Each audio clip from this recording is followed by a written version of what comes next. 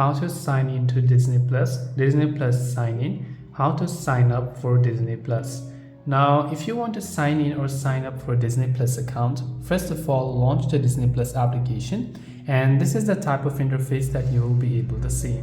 Now from here, what you have to do is, after you see this, first of all, to sign in, you will find the login option from the very top right hand side.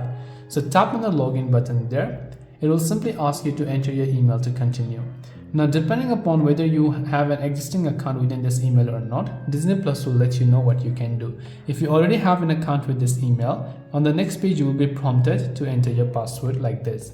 If in some cases you have not yet created an account, you will be prompted to create a password instead and follow up with a couple of verification methods to create an account. But if you have an account, just go ahead and enter your password. Tap on login to log in successfully. If you forgot your password, tap on have trouble logging in. Tap on send a one-time passcode. It will send a verification code to your email.